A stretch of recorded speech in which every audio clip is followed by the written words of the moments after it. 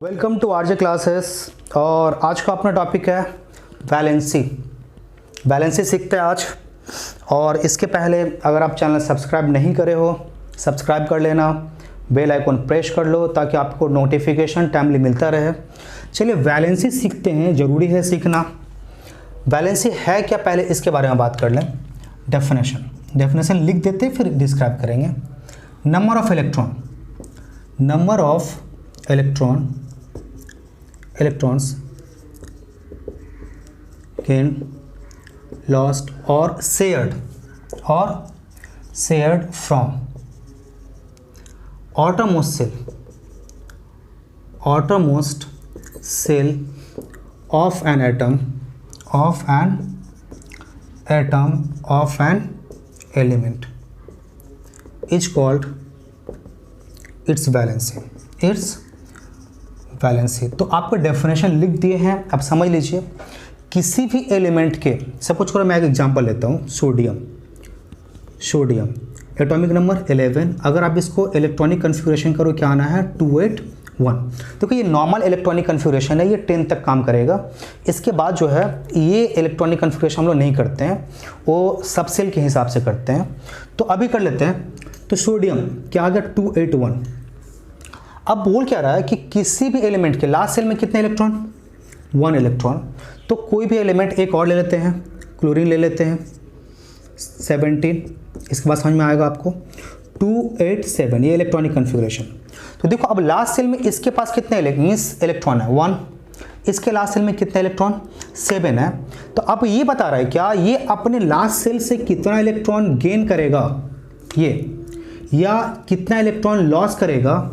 तो या इसके लास्ट सेल में कितना इलेक्ट्रॉन है 7 है, तो ये कितना गेन करेगा या कितना लॉस करेगा। तो इस बात से डिसाइड होगा कि उसकी वैलेंसी क्या होगी। अगर कोई एलिमेंट एक इलेक्ट्रॉन गेन करता है उसकी वैलेंसी कितनी होगी 1, माइनस में लिखते हैं। अगर एक इलेक्ट्रॉन लॉस करता है तो इसकी वैलेंसी भी कितनी होगी 1। मतलब जितना इलेक्ट्रॉन आप गेन या लॉस कर रहे हैं या शेयर कर रहे हैं तो उसी को आप क्या बताते हो, इसकी वैलेंसी बता रहे हो। तो चलिए जरा सा, अब वैलेंसी में आया क्या। अब दूसरा क्वेश्चन आता है क्या, ये गेन लॉस और शेयर करता क्यों है। तो मैं समझा दूँ आपको। जैसे कॉमन लाइफ में देखो, हम लोग क्या करते हैं, काम करते हैं, पढ़ते हैं, बिजनेस करते हैं और अल्टीमेटली क्या करते हैं, एक अर्निंग करते हैं। अर्निंग किस बात के लिए, ताकि घर बनाएंगे, गाड़ी खरीदेंगे, एक छोटा सा या बड़ा सा बैंक बैलेंस बनाएंगे, ताकि क्या हो, लाइफ स्टेबल हो। तो स्टेबल होने के लिए एलिमेंट भी क्या करता है, रिएक्ट करता है। और रिएक्ट करके क्या करता है, ये कंपाउंड बनाता है। तो उस स्टेबिलिटी को गेन करने के लिए क्या करता है, एलिमेंट रिएक्ट करता है। और रिएक्ट करने के लिए क्या करता है, एक दूसरे के संग या तो ये इलेक्ट्रॉन गेन करेगा या लॉस करेगा या शेड करेगा। और उसी नंबर को आपने क्या किया, एक स्पेशल नाम दे दिया गया है, क्या, वैलेंसी। तो चलिए पहले स्टेबल इसको जो बनना है स्टेबल, तो स्टेबल ये किन तरीकों से बनता है। जैसे हम लोग कॉमन लाइफ में बोलते हैं, मेरे पास घर आ गया, गाड़ी आ गया, बैंक बैलेंस बड़ा सा आ गया, अब लाइफ क्या है, सेट है, स्टेबल है। तो इन लोगों के लिए भी क्या होता है, फंडा है स्टेबल। स्टेबिलिटी इन लोगों में भी आती है एलिमेंट में, लेकिन यहाँ फंडा थोड़ा सा अलग है। क्या फंडा है समझा दो जरा सा। स्टेबिलिटी यहाँ 2 तरीके से आता है। पहला आता है क्या, डुप्लेट। पहला रूल जो है स्टेबिलिटी के लिए, that is the duplet. And the second rule जो है स्टेबिलिटी के लिए, दैट इज द ऑक्टेट। इसको प्रॉपर्ली समझते हैं। डुप्लेट, अगर किसी एलिमेंट के सिर्फ एक ही सेल हो, हैव ओनली 1 सेल, और उस सेल के अंदर अगर 2 इलेक्ट्रॉन रहता है तो फिर इसको आप क्या बोलोगे, स्टेबल। और उस स्टेबिलिटी के लिए रूल कौन सा अप्लाई होगा, डुप्लेट। देखिए डुप्लेट के रूल्स के अकॉर्डिंग कुछ ही एलिमेंट है जो स्टेबल होते हैं। जैसे मान लो हीलियम एटॉमिक नंबर कितने का 2, तो कितने सेल बनेंगे, सिर्फ एक ही सेल बनेगा। और उस एक सेल में कितने आपके पास है इलेक्ट्रॉन, 2 इलेक्ट्रॉन है। तो हैव ओनली 1 सेल, और उस सेल के अंदर कितने इलेक्ट्रॉन आया, 2 इलेक्ट्रॉन आया। तो ये स्टेबल है, इसको ना गेन और लॉस करना पड़ रहा है। तो इसका मतलब इसकी वैलेंसी कितने की, 0। No gain, no loss, no share, मतलब बैलेंस 0। अब लिथियम की बात कर लें, लिथियम तो कितने का आया, 3 एटॉमिक नंबर। अब इसके लिए अगर बात करें तो इलेक्ट्रॉनिक कन्फिगरेशन 2 and 1, तो लास्ट सेल में कितने इलेक्ट्रॉन, 1 इलेक्ट्रॉन। देखो स्टेबिलिटी आपके पास 2 ही तरीके से आ सकते हैं, या तो ऑक्टेट या डुप्लेट। ऑक्टेट का मतलब ये समझा दो, फिर आपको ज़्यादा समझ में आएगा ये। ऑक्टेट का मतलब होता है क्या, अगर किसी एलिमेंट के पास एक से ज़्यादा सेल है, देखो डुप्लेट में रूल्स क्या था, सिर्फ एक ही सेल होनी चाहिए, और ऑक्टेट में रूल क्या है कि आपके पास कंपलसरी है कि एक से ज़्यादा सेल होनी चाहिए, और लास्ट सेल में आपके पास कितने इलेक्ट्रॉन होनी चाहिए, 8 इलेक्ट्रॉन होनी चाहिए। अगर ऐसा है तो जिसके पास 8 इलेक्ट्रॉन होगा उस एलिमेंट को आप क्या बोलोगे, स्टेबल। और बोले अगर नहीं है तो नहीं है, तो आपको स्टेबिलिटी गेन करना पड़ेगा। और इसी बात के लिए आप क्या करते हो, इलेक्ट्रॉन को गेन, लॉस और शेयर करते हो। देखो जरा सा ऑक्टेट समझ में आ गया आपके, कि आपके पास एक से ज़्यादा सेल होनी चाहिए और लास्ट वाले सेल में कितने इलेक्ट्रॉन होनी चाहिए, 8 इलेक्ट्रॉन होनी चाहिए, तब जाकर ये स्टेबल होगा।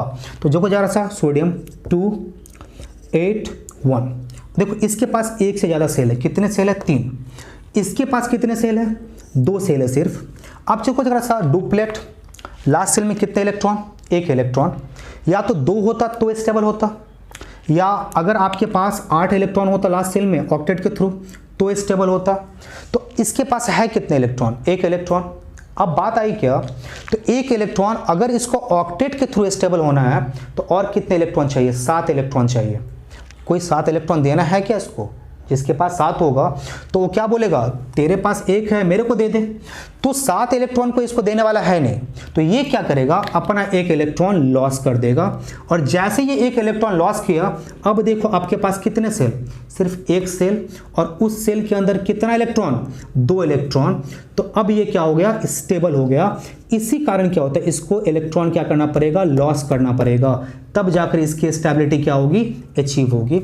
अब इस कंडीशन में बात कर लो, फिर ऑक्टेट के थ्रू बात कर लें, तो ऑक्टेट में क्लियर कर दिया हो कि एक से ज़्यादा सेल होनी चाहिए थी। ऑब्वियसली 3 सेल है मेरे पास। अभी लास्ट सेल में कितने इलेक्ट्रॉन, 1 इलेक्ट्रॉन। फिर वही बात आती है, इसके पास एक से ज़्यादा सेल है, इसलिए लास्ट सेल में कितने इलेक्ट्रॉन चाहिए, 8 इलेक्ट्रॉन चाहिए। तो 8 इलेक्ट्रॉन है तो ऑक्टेट के थ्रू स्टेबल, लेकिन है मेरे पास कितना, 1 इलेक्ट्रॉन। तो और 7 इलेक्ट्रॉन तो कोई देना नहीं है इसको, तो ये क्या करेगा, 1 इलेक्ट्रॉन क्या करेगा, लॉस कर जाएगा। और जैसे ये 1 इलेक्ट्रॉन लॉस कर जाएगा, अब इसकी इलेक्ट्रॉनिक कन्फिगरेशन क्या हो गई, 2 8। लास्ट सेल में अब कितना इलेक्ट्रॉन, 8 इलेक्ट्रॉन। मतलब अब ये स्टेबल हो चुका है, अब इसको किसी से रिएक्ट करने की जरूरत नहीं पड़ेगी।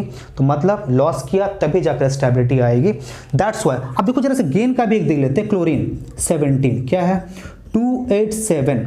अब देखो इस बार लास्ट सेल में कितने इलेक्ट्रॉन, एक से ज़्यादा सेल है, तो मतलब समझ में आ गया कि ये ऑक्टेट के थ्रू ये स्टेबल हो सकता है, दूसरा कोई तरीका नहीं है इसके पास। अब लास्ट सेल की बात करूँ, लास्ट सेल में कितने इलेक्ट्रॉन, 7 इलेक्ट्रॉन। बोलोगे सर ऑक्टेट चाहिए और 1 इलेक्ट्रॉन अगर इसको मिल जाता तो ये क्या होता है, स्टेबल।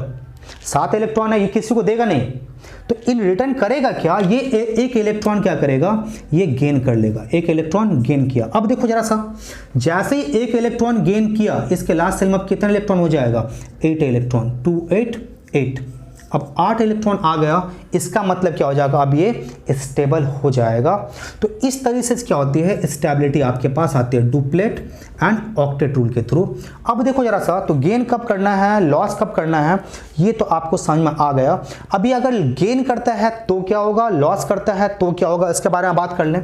जैसे सोडियम 281, 1 इलेक्ट्रॉन, इसको लॉस करना पड़ेगा, आप लॉस कर दो, 1 इलेक्ट्रॉन निकाल दिया आपने। अब क्या मिल जाएगा, ये सोडियम आयन में चेंज हो जाएगा। जितने इलेक्ट्रॉन लॉस करा उतना पॉजिटिव चार्ज आपके ऊपर गेन कर जाएगा। कैल्शियम की बात करो, कैल्शियम कितने, 20 एटॉमिक नंबर, 2882। लास्ट सेल में कितने इलेक्ट्रॉन है, 2 चाहिए, कितना, 8। 6 तो कोई देने वाला है नहीं इसको, तो ये 2 क्या करना पड़ेगा, इसको लॉस करना पड़ेगा। आप लॉस कर दो, कितने इलेक्ट्रॉन लॉस किया, 2। अब इसके पास क्या हो जाएगा, 2 पॉजिटिव चार्ज आ जाएगा। और इसकी वैलेंसी कितने की होगी, जितना इलेक्ट्रॉन लॉस करेगा उतना ही, तो गेन वाला भी इसी तरह से आपके पास गेन करेगा, नेगेटिव चार्ज आ जाएगा। तो ये आपके पास गेन और लॉस तो आ गया समझ में। अब शेयरिंग की बात समझा दो जरा सा, शेयरिंग कैसे होता है, तो शेयरिंग में भी समझ लो जरा सा। देखो शेयरिंग मेनली क्या होता है, जब आपके पास नन मेटल्स होंगे, जब नन मेटल्स आपस में कंबाइन करके या आपस में स्टेबिलिटी गेन करने की कोशिश करेंगे, उस समय आपके पास क्या होता है, शेयरिंग होता है। जैसे मैं समझाऊं, HCl हाइड्रोजन आपके पास कितने, पूरा मिला के एक ही है। Cl आपके पास कितना, 17, तो इसका 287। चलो H 1 इलेक्ट्रॉन, क्लोरीन कितना, लास्ट की बात कर रहा हूँ मैं, 7 इलेक्ट्रॉन। देखो अब इसको क्या है, इसको 1 इलेक्ट्रॉन की जरूरत है, हाइड्रोजन को भी 1 इलेक्ट्रॉन की जरूरत है क्योंकि इसके पास सिर्फ एक ही सेल है, और एक सेल के अंदर कितने इलेक्ट्रॉन है, एक और हो जाता स्टेबल हो जाएगा, कैसे, डुप्लेट के थ्रू। और इसके लास्ट सेल में कितने इलेक्ट्रॉन, 7 इलेक्ट्रॉन, अगर एक और मिल जाए तो ये भी स्टेबल हो जाएगा, किसके थ्रू, ऑक्टेट के थ्रू। तो ये क्या करेगा, आपस में इलेक्ट्रॉन क्या किया, शेयर्ड कर लिया। अब ये जो इलेक्ट्रॉन है, ये इलेक्ट्रॉन हाइड्रोजन के लिए भी काम करेगा, ये इलेक्ट्रॉन क्लोरीन के लिए भी काम करेगा। मतलब अब ये अपनी स्टेबिलिटी इसके थ्रू दिखा रहा है, 2 4 6 एंड 2 8। अब हाइड्रोजन की बात करो, 2 इलेक्ट्रॉन, तो हाइड्रोजन डुप्लेट के थ्रू स्टेबल हो गया, और जो क्लोरीन था ऑक्टेट के थ्रू स्टेबल हो गया। तो इस तरह से क्या होता है, आपके पास ये शेयरिंग आ गया। अब शेयरिंग के बाद चलो गेन लॉस शेयरिंग की बात कर लें। अब हम बात करेंगे क्या, वेरिएबल वैलेंसी की। चलो जरा सा बात कर लेते हैं वेरिएबल वैलेंसी। वेरिएबल वैलेंसी और वेरिएबल वैलेंसी आता क्यों है, इसके बारे में भी हम लोग बात करेंगे। तो वेरिएबल, देखो वर्ड अपने आप को ही रिप्रेजेंट कर रहा है, वेरिएबल वैलेंसी। देखो किसी भी एलिमेंट के अगर एक से ज़्यादा वैलेंसी हो, एक से ज़्यादा वैलेंसी को अगर ये रिप्रेजेंट करता है तो इसको आप क्या बोलते हो, वेरिएबल वैलेंसी। जैसे कॉपर, आपने क्या बोला, वैलेंसी 1 भी होता है और 2 भी होता है। आयरन वैलेंसी 2 भी होता है, 3 भी होता है। लेड की अगर बात करो, वैलेंसी 2 भी होता है, 4 भी होता है। तो इस तरह से है, ढेर सारे एलिमेंट है। तो अगर कोई भी एलिमेंट एक से ज़्यादा वैलेंसी एग्जिबिट करता है तो फिर ऐसे एलिमेंट को क्या बोलेंगे, will have the variable valency. अब एक क्वेश्चन ये आता है, क्या वेरिएबल वैलेंसी होता क्यों है। देखो जनरली जब नॉर्मल इलेक्ट्रॉनिक कन्फिग्रेशन करते हैं ना, तो कोई वेरिएबल वैलेंसी नहीं आता। जनरली ये नॉर्मल तरीके से ही इलेक्ट्रॉन क्या करता है, लॉस करता है। मतलब लास्ट सेल में मेरे पास जितने इलेक्ट्रॉन कम है उतने क्या करेंगे, ये गेन करेंगे, या लास्ट सेल से हमको जितना इलेक्ट्रॉन लॉस करना है लॉस कर देंगे। लेकिन कभी कभी क्या होता है, जब आप एक्टिवेटेड स्टेट, आप आगे जाकर पढ़ोगे, जब आप एक्टिवेटेड स्टेट में आप क्या करते हो, इलेक्ट्रॉनिक कन्फिग्रेशन कराते हो, तो लास्ट सेल से इलेक्ट्रॉन तो गेन मिस क्या करेगा, लॉस तो करेगा ही। देखो रूल क्या है कि आप इलेक्ट्रॉन जो लॉस्ट होगा कहाँ से, ऑटोमोस्ट सेल, ऑटोमोस्ट सेल से। अब क्या होगा, पेनल्टीमेट सेट, पेनल्टीमेट सेल। देखो लास्ट सेल से मेरे पास सपोज करो जितना इलेक्ट्रॉन है, कभी कभी एक्साइटेड स्टेट में ओनली जितना इलेक्ट्रॉन है वो तो लॉस करता ही करता है। इसके अलावा उसके जो पहले वाला सेल था वहां से भी इलेक्ट्रॉन लॉस हो जाता है। तो अगर कोई एलिमेंट ऐसा करता है तो उसके पास क्या होगी, वेरिएबल वैलेंसी। जैसे मैं समझाऊं जरा सा आपको, आयरन, सपोज करो आयरन का अगर आपने नॉर्मल इलेक्ट्रॉनिक कन्फिग्रेशन कराया और ये इसके लास्ट सेल में 2 इलेक्ट्रॉन है और ये 2 इलेक्ट्रॉन सपोज करो तो 2 इलेक्ट्रॉन इसने क्या किया, लॉस कर गया, ठीक है। तो अब इसकी वैलेंसी कितने की हुई, 2। तो नॉर्मल कंडीशन में जब भी करोगे ये 2 ही होगी। अब सपोज करो आयरन को आपने क्या किया, एक्साइटेड स्टेट। तो एक्साइटेड स्टेट में आपने क्या किया, एक्साइटेड का जब एक्स्ट्रा एनर्जी गेन कर लेता है। अब एक्साइटेड स्टेट में आपने क्या किया, इसको इलेक्ट्रॉनिक कन्फिग्रेशन कराया इसका। अब ये क्या करेगा, लास्ट सेल से 2 इलेक्ट्रॉन तो लॉस करेगा, उसके संग संग इसके पहले का जो ऑर्बिट सेल है उस सेल से भी क्या करेगा, इलेक्ट्रॉन को लॉस कर जाएगा। तो मतलब अब जो इलेक्ट्रॉन ये लॉस करा, ये सिर्फ 2 इलेक्ट्रॉन ही लॉस किया, यहां से भी कुछ इलेक्ट्रॉन को क्या करेगा, ये लॉस कर जाएगा। तो अब ये 3 हो सकता है, 4 हो सकता है, एज एग्जांपल 3 होता है तो 3 4 कुछ भी हो सकता है। तो ये क्या हो गया आपके पास, वेरिएबल वैलेंसी का कारण। अब देखो जरा सा, वेरिएबल वैलेंसी जो है आप रिप्रेजेंट कैसे करोगे। देखो आपके पास 2 है, तो लिखते समय या फॉर्मूला जब होगा तो फॉर्मूला के समय आपके पास बहुत प्रॉब्लम आता है। आपको बोला कॉपर ऑक्साइड है ना, या तो कॉपर ऑक्साइड, तो कॉपर क्या बोला क्या कि 2 आपके पास है, 1 भी है और 2 भी है, अब एक लूँ कौन सा। तो इसके लिए क्या होता है, प्रॉब्लम आसान करने के लिए जब भी किसी एलिमेंट का वेरिएबल वैलेंसी हो तो जो छोटा वैलेंसी होगा उसके संग लगा जाएगा अस। बात समझ में आई, जो छोटा वैलेंसी होगा उसके संग क्या ला जाएगा, अस। जो बड़ा वैलेंसी होगा उसके संग क्या ला जाएगा, इक। 2 क्यूप्रस, क्यूप्रस, क्यूप्रस मतलब समझ में आ गया आपको, वैलेंसी कितने वाला यूज करना है आपको, 1 यूज करना है। एंड क्यूप्रिक, क्यूप्रिक, अगर आपको क्यूप्रिक दिया है इसका मतलब वैलेंसी कितने की यूज करनी है आपको, 2 की यूज करनी है। आयरन की बात कर लो जरा सा, फेरस, फेरस फेरस आ गया, फेरस मतलब समझ में आ गया आपको पास कि इसकी वैलेंसी कितने की यूज करनी है, 2 की यूज करनी है। और अगर हम बात करें क्या फेरिक, अगर आपको लिख दे कहीं पे फॉर्मूला फेरिक क्लोराइड, तो फेरिक क्लोराइड अगर आपको देगा तो वैलेंसी कौन सी यूज करनी है, बड़ा वाला वैलेंसी 3 यूज करनी है। तो अब देखो, लेकिन अब क्या हो गया है, अभी देखोगे अगर आप मॉडर्न कंसेप्ट को देखोगे तो मॉडर्न कंसेप्ट में इस चीज को भी थोड़ा सा क्या किया है, चेंज कर दिया है। अब आप जब भी फॉर्मूला देगा तो आयरन, जैसे मान लो सपोज करो Fe यहाँ पे दे देगा 2Fe3, अगर आपको 2 लेना है या 3 लेना है, अब इस तरह से दिया रहता है आयरन 2 आयरन 3, तो अब आपको क्यूपरस एंड क्यूप्रिक वाला भी कोई झमेला है नहीं। तो इस तरह से क्या हो गया, आप वैलेंसी के बारे में क्या होगा, कंप्लीट समझ चुके होंगे।